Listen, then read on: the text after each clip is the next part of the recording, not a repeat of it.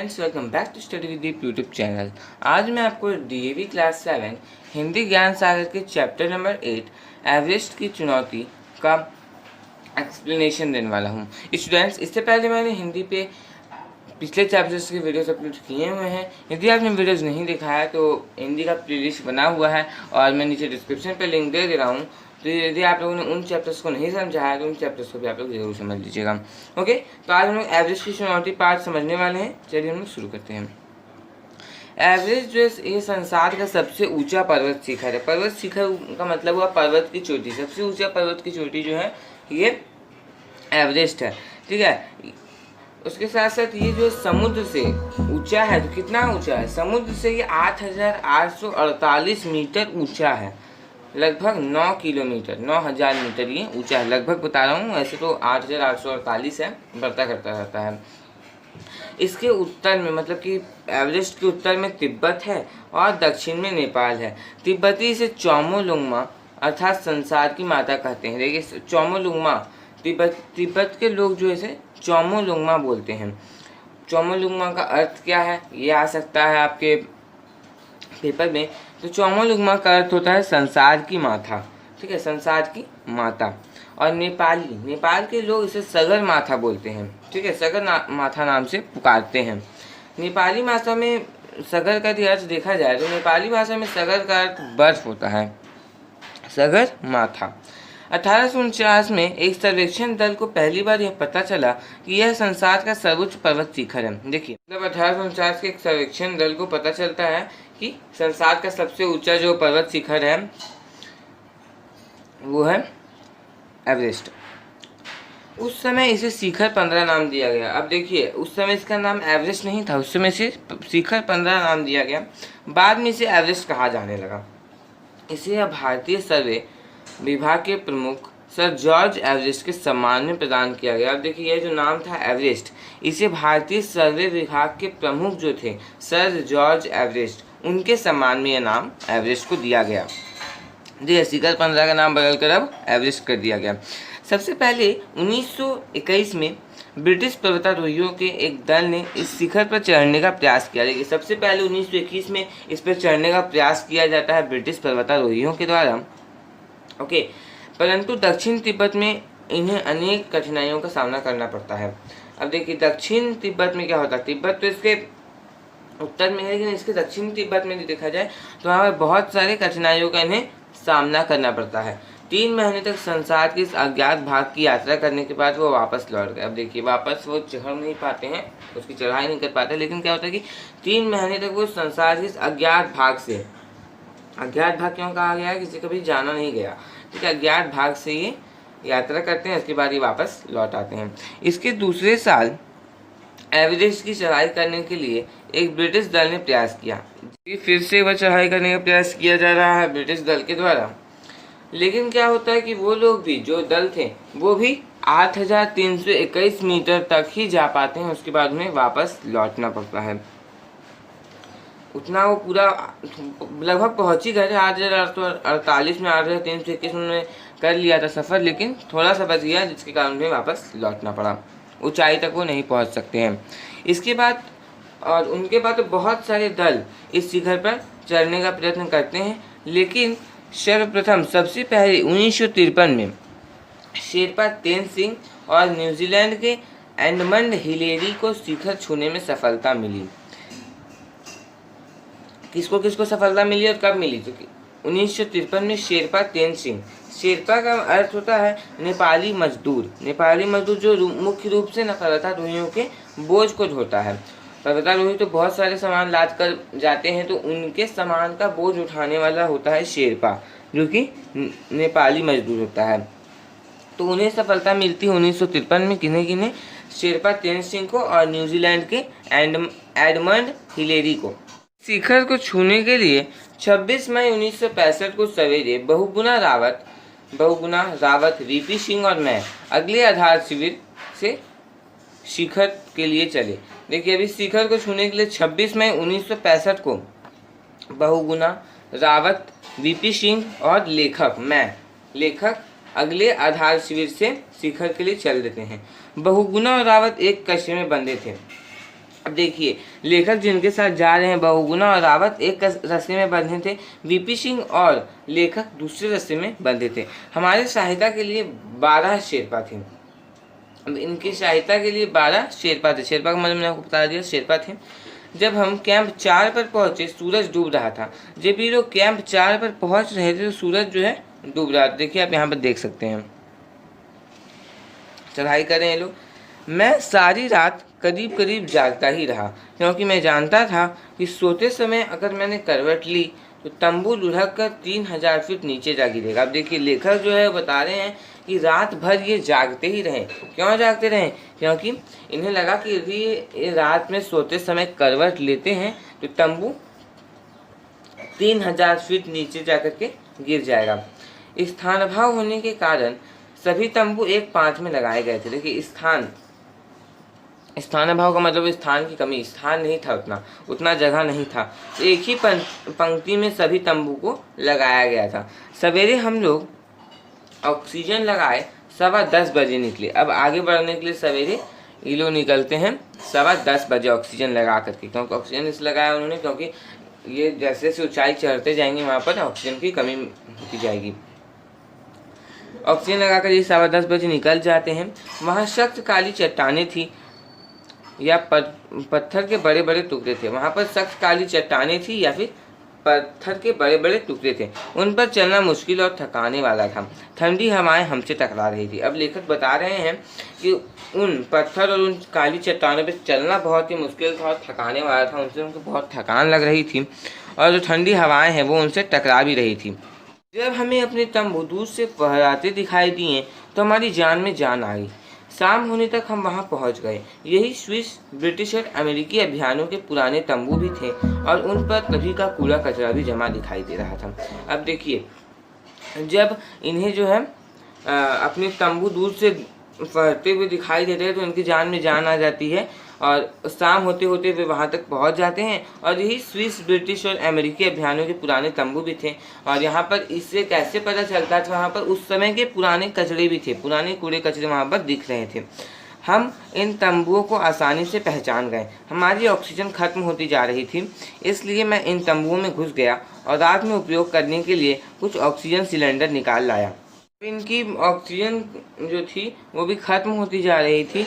ये इसलिए लेखक क्या करते हैं, तंबुओं में घुस जाते हैं तो वहाँ पर से रात में उपयोग करने के लिए कुछ ऑक्सीजन सिलेंडर निकाल लाते, क्योंकि ऑक्सीजन बहुत ही ज़्यादा ज़रूरी थी उस समय, ऊंचाई चढ़ रहे थे वो लोग। इसलिए मैं इन तंबुओं में घुस गया और रात में उपयोग करने के लिए कुछ ऑक्सीजन सिलेंडर निकाल लाया। यहाँ वीपी सिंह बीमार पड़ गए। अब देखिए, लेखक के साथ जो आ रहे हैं वीपी सिंह, वो बीमार पड़ जाते हैं। उनकी जगह फू दोरजी हमारे साथ आकर शामिल हो गया। अब वीपी सिंह तो बीमार पड़ गए तो वो वहीं रुक जाते हैं और उनकी जगह फू दोरजी हमारे साथ, मतलब लेखक के साथ आकर के शामिल हो जाते हैं। लेखक जो भी 4 लोग थे उनके साथ अब आके शामिल कौन हो जाते हैं, फू दोरजी, और जो वीपी सिंह थे वो बीमार पड़ जाते हैं। यहाँ मैं यह बता दूं कि इस अंतिम शिविर से हमें रात दिन ऑक्सीजन का इस्तेमाल करना था।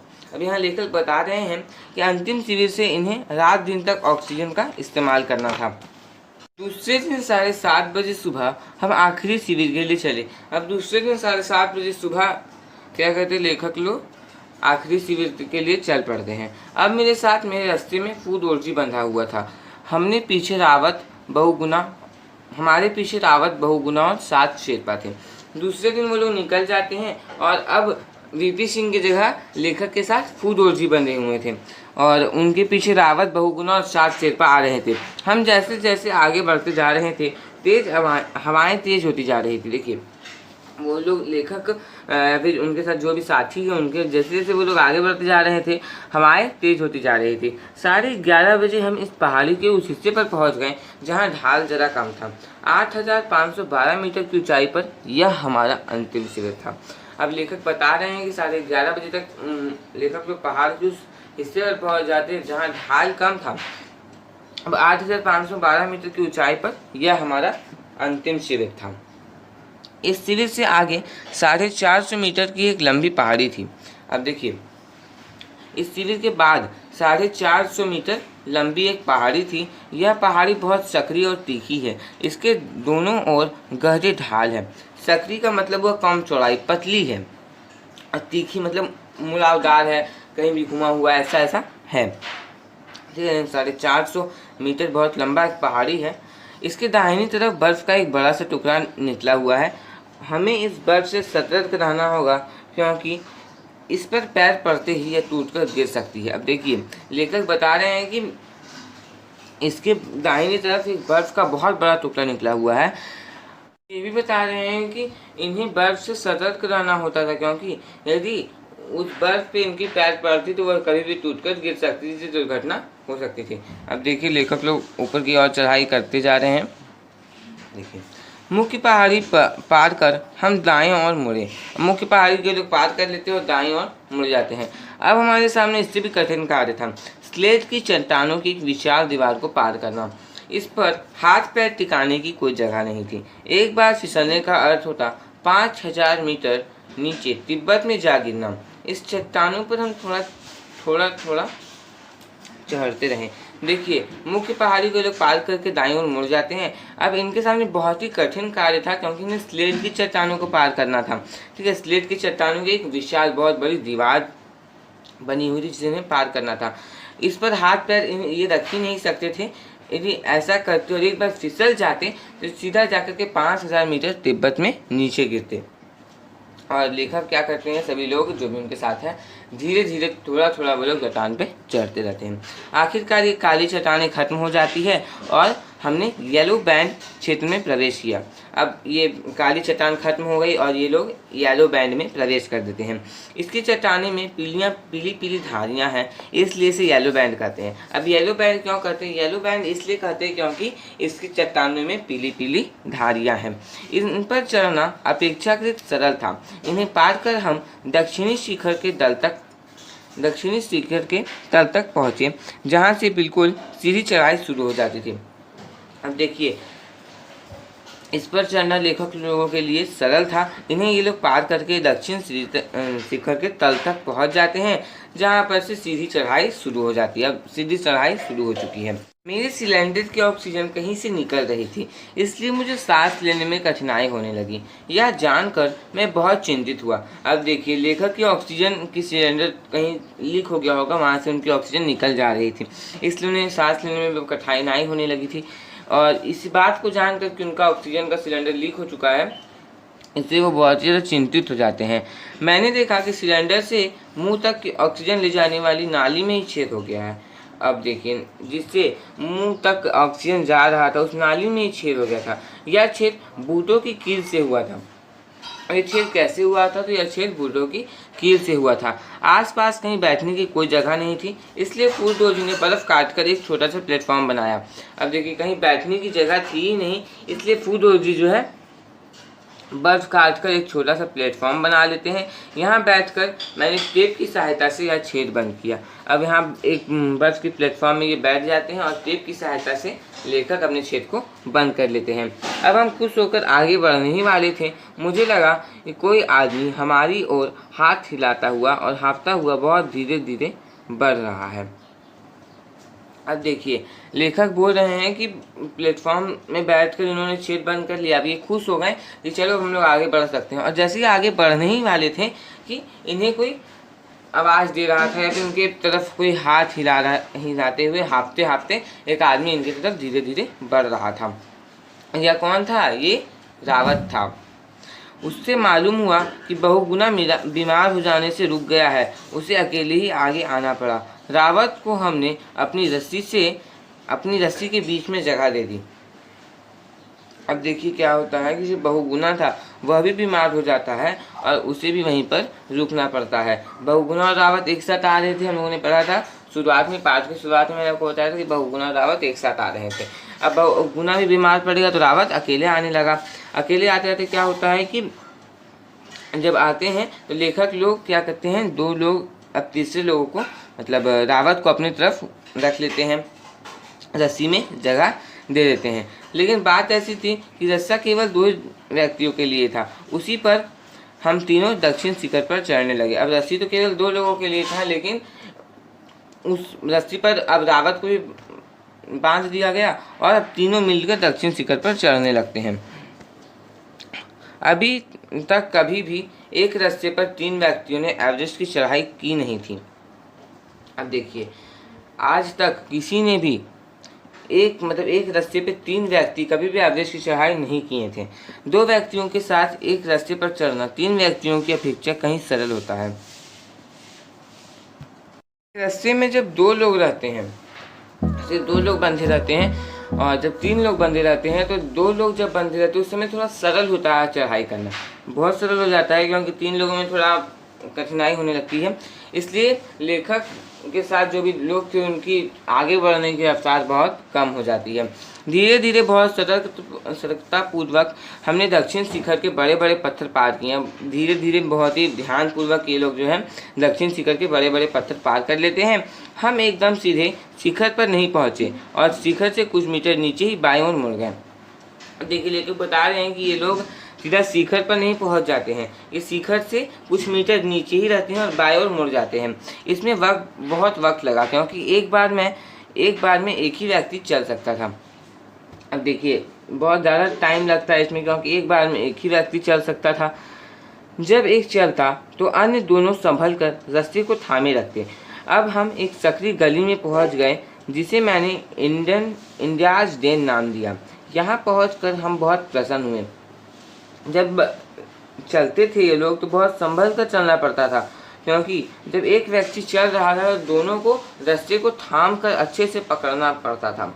अब लेखक लोग एक सकरी गली में पहुंच जाते हैं, जहां पर जाने के बाद लेखक इंडियाज डेन नाम देते हैं उस जगह को। अब यहाँ पर पहुंचकर लेखक बहुत ही प्रसन्न हो जाते हैं। लेखक सभी जो भी उनके साथ आ रहे सभी प्रसन्न हो जाते हैं। अब मुझे सबसे बड़ी चिंता हिलेरी की चिमनी की थी, क्योंकि पहले के विवरणों के अनुसार शिखर के मार्ग में यही सबसे बड़ी बाधा थी। अब लेखक बता रहे हैं कि इन्हें सबसे बड़ी चिंता हिलेरी की चिमनी को लेकर के था, क्योंकि पहले के विवरणों के अनुसार क्या था कि एवरेस्ट की चढ़ाई करने के लिए सबसे बड़ी बाधा यही थी। लगभग 10 मीटर एक सीध में नीचे उतरकर हम कुछ चट्टानों तक पहुँचे। यहाँ से एक सकरा सा रास्ता चिमनी तक जाता था। अब देखिए, ये लोग क्या करते हैं कि एक लगभग 10 मीटर एक सीध में उतरकर ये लोग कुछ चट्टान तक पहुंचते हैं और यहाँ से सकरा सा रास्ता चिमनी तक जाता था।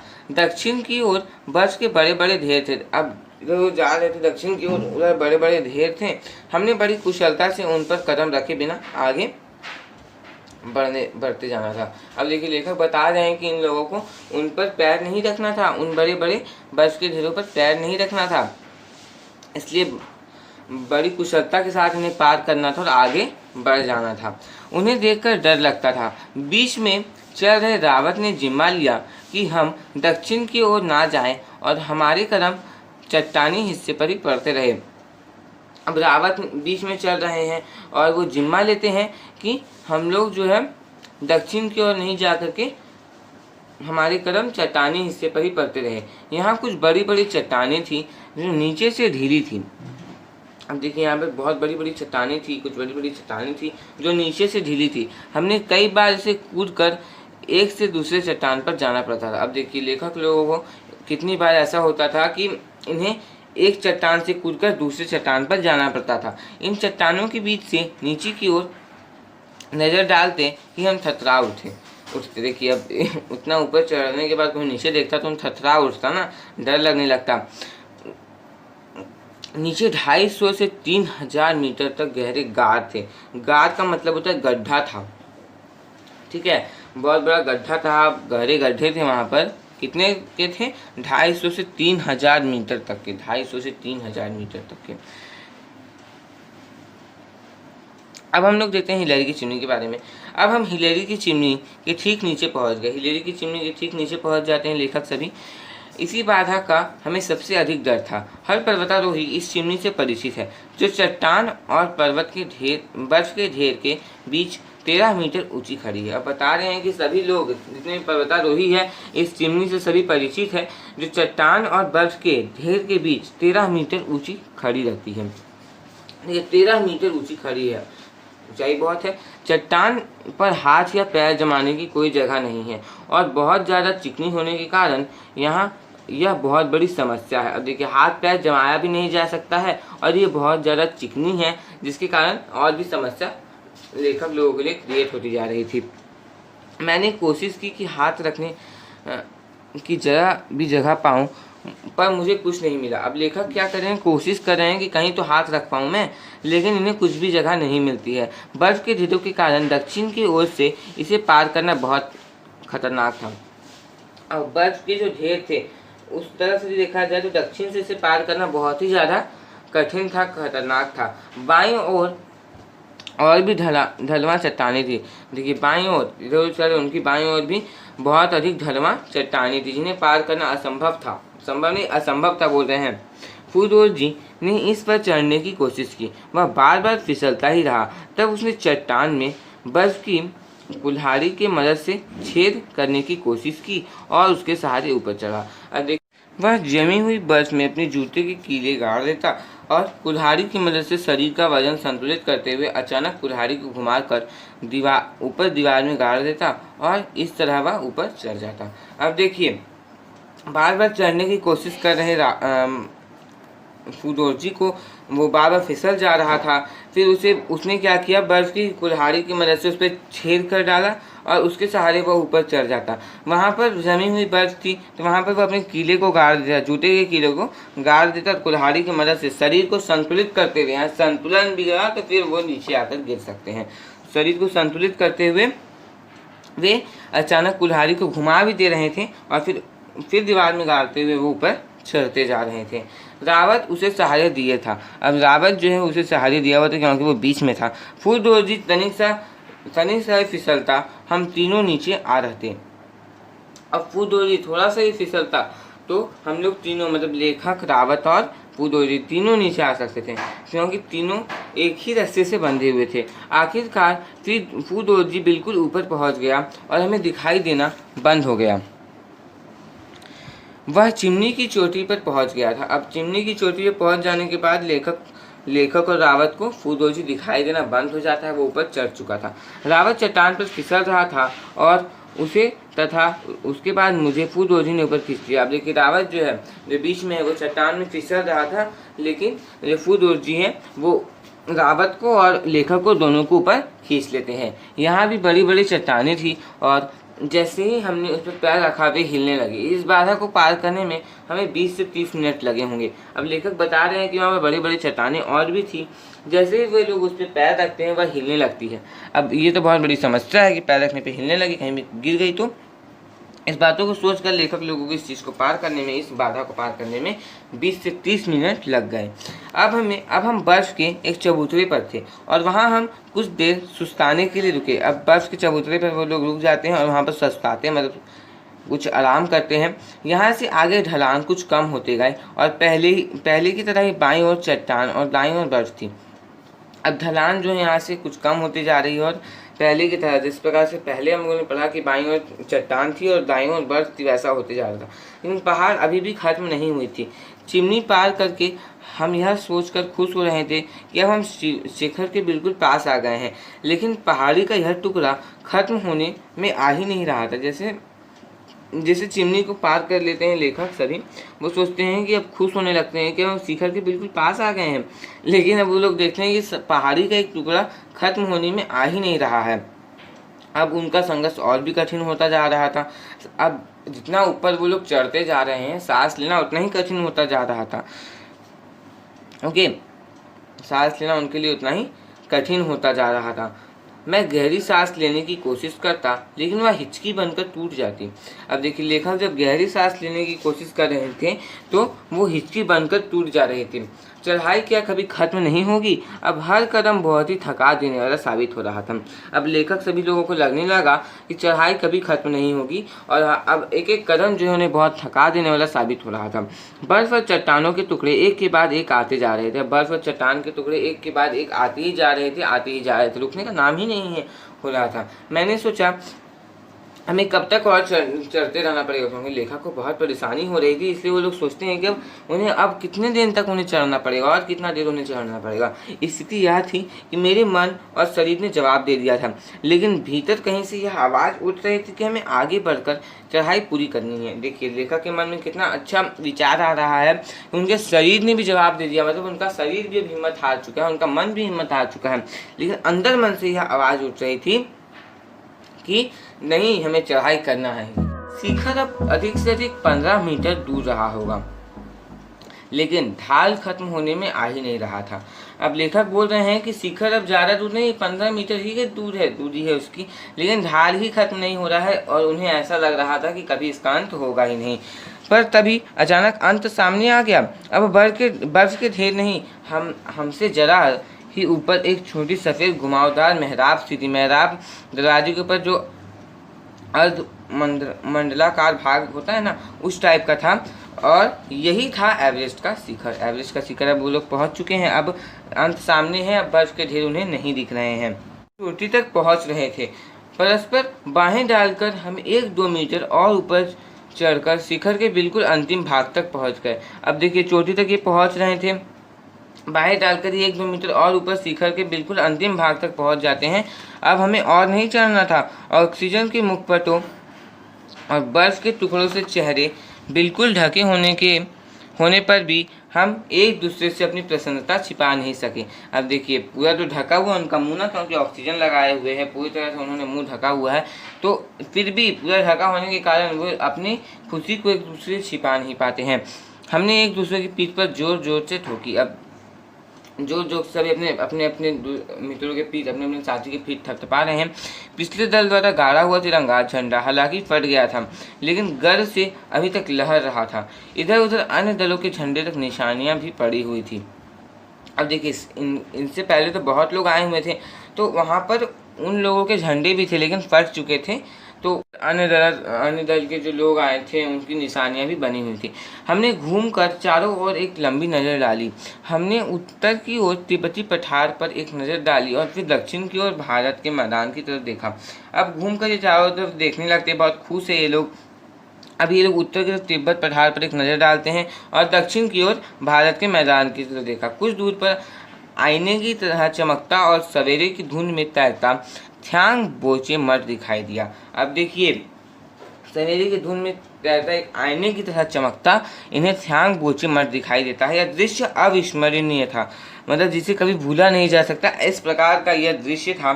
संसार को इस छत पर खड़े होकर और अपने नीचे मीलों दूर तक देखते हुए मेरे मन में जो भावनाएं उठी, उनमें सबसे प्रमुख भावना विनय की थी। अब देखिए लोग बहुत ऊपर छत में चढ़ गए एक तरह से, और पूरे अब बहुत अच्छी तरीके से देख पा रहे हैं सभी चीज़ों को, ठीक है, अपने नीचे मीलों तक ये चीज़ों को देख पा रहे हैं। और उसको देखते हुए लेखक के मन में जो भावनाएं उठती हैं, उनमें सबसे प्रमुख उनकी विनय की भावना थी। मेरा रोम रोम यह कह रहा था कि ईश्वर की कृपा है, चढ़ाई समाप्त हो गई। अब उनका रोम रोम इस बात को कह रहा था कि चढ़ाई समाप्त हो गई, अब लोग चोटी में आ गए। देखिए यहाँ झंडा भी ये लोग अब गाड़ रहे हैं। दावत झुककर शिखर पर दुर्गा की एक मूर्ति रखी और उसके सामने जरा से धूप जलाई। दुर्गा माता की एक मूर्ति रखता है रावत और वहाँ पर थोड़ा सा धूप जलाता है। अब लेखक क्या करते हैं, मैंने गुरु नानक का एक फ़ोटो और माला रखी है। वहाँ पर लेखक जो है गुरु नानक का फ़ोटो रखते हैं और एक माला रखते हैं। फूदौर जी ने चांदी का एक लॉकेट रखा। अब फूदौर जी सभी लोग कुछ लाए हैं, सभी लोग रख रहे हैं, क्योंकि शिखर खत्म हो चुके हैं, मतलब चढ़ाई खत्म हो चुकी है, अब लोग शिखर में आ चुके हैं। फूदौर जी एक चांदी का लॉकेट रख देते हैं जिसमें दलाई लामा का फ़ोटो लगा हुआ था, और उस लॉकेट में दलाई लामा का फ़ोटो लगा हुआ था। उसने भेंट स्वरूप चॉकलेट, बिस्कुट, मिठाइयाँ आदि भी रखी। अब भेंट स्वरूप चॉकलेट, मिठाइयाँ आदि भी वहाँ पर रख देते हैं। मैं ठीक 10 बजे शिखर पर पहुँच गया था। सभी लोग 10 बजे शिखर पर पहुँच चुके थे। ऑक्सीजन खत्म हो रही थी। अब ऑक्सीजन खत्म भी हो रही थी, इसलिए मैंने बिना समय नष्ट किए फ़ोटो खींचने शुरू कर दिए। अब मूवी कैमरा निकाला तो पता लगा कि वह काम नहीं कर रहा है। हमें बड़ी निराशा हुई। ऑक्सीजन तो खत्म हो जाती है ना, इसलिए लोग समय नष्ट नहीं करते, फ़ोटो खींचना शुरू कर देते हैं। जैसे ही लेखक मूवी कैमरा निकालते हैं, वो देखते हैं कि वो काम नहीं कर रहा है। इससे उन लोगों को बहुत निराशा होती है। मैंने दूसरे निकॉन कैमरे से चारों ओर की फ़ोटो खींची। अब देखिए लेखक जो है ये दूसरे निकॉन कैमरे से चारों तरफ की फ़ोटो खींच लेते हैं। इनमें सबसे प्रमुख फ़ोटो तिब्बत में रंग बुक ग्लेशियर का था। इनमें सबसे अच्छा फोटो जो आया वो आया रंगबुक ग्लेशियर का। मैंने उत्तरी पहाड़ी और उत्तरी कोण की ओर दृष्टि डाली। इसे रास्ते से 1920 तथा 1930 के बाद से आरंभिक अभियान दल चढ़े थे। ठीक है, शिखर पर हमारा समय सपने की तरह बीत रहा था। अब तक हमें यहाँ पहुँचे आधे घंटे से ज़्यादा वक्त गुजर चुका था और हम धरती माता को प्रणाम करके वापस लौटना था। अब देखिए आधे घंटे से अधिक समय यहाँ पे गुजार चुके हैं और अब इन्हें धरती माता को प्रणाम करना था और वापस लौटना था। दोस्ती में बहुत उदास हो गया। अब देखिए लेखक बहुत उदास हो जाते हैं और अब उन्होंने अपनी उदासीन का कारण भी बताया, अपनी उदासता का कारण भी बताया है। मेरी उदासी का यह कारण था कि चढ़ाई की जो सबसे बड़ी ऊंचाई है, अब देखिए चढ़ाई की जो सबसे बड़ी ऊंचाई वो लोग छू चुके हैं। वो बोल रहे हैं कि मैंने उसे छू लिया और इससे बड़ी कोई ऊंचाई चढ़ने को रही नहीं गई थी। अब वो बता रहे हैं कि उससे बड़ी कोई भी चढ़ाई उनके लिए चढ़ने को रही नहीं गई थी, क्योंकि सबसे बड़ी ऊंचाई वो लोग चढ़ चुके हैं। और इस कहानी के लेखक का नाम है मेजर हरिपाल सिंह अहलूवालिया। स्टूडेंट्स, आपने देखा कि कितना अच्छा ये कहानी था, एवरेस्ट की चुनौती। यहाँ पर एक एक चीज़ के बारे में बताया कि कहाँ क्या है, कहाँ लेखक को कठिनाई आ रही थी। ठीक है, बहुत अच्छी कहानी थी ये। तो स्टूडेंट्स, यदि आपको वीडियो अच्छा लगा तो वीडियो को लाइक कर दीजिए और यदि आप मेरे चैनल पर नए हैं चैनल को सब्सक्राइब करके बेल आइकन को प्रेस करके और प्रेस कर लीजिए, ताकि मैं आपके जैसे एजुकेशनल वीडियोस लाता रहता हूँ। और स्टूडेंट्स, मैंने अदर सब्जेक्ट से वीडियोस बनाए हुए हैं, जिनके डिस्क्रिप्शन पे लिंक है और हर एक सब्जेक्ट का सेपरेट प्लेलिस्ट बना हुआ है। तो किसी वीडियो के लिए आप लोग चैनल के प्लेलिस्ट सेक्शन को जरूर चेक कर लीजिएगा। और स्टूडेंट्स, मैंने साइंस सोशल साइंस के वीडियोस बनाए हुए हैं। Thanks for watching.